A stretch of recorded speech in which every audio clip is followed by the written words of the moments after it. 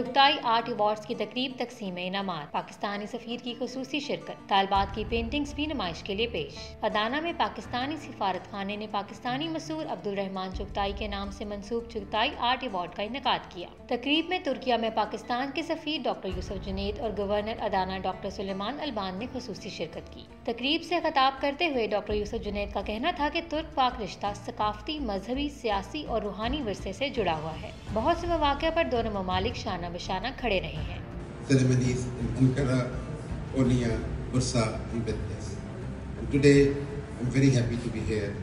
तकरीब में तालबात ने अपनी पेंटिंग्स भी नुमाइश के लिए पेश की।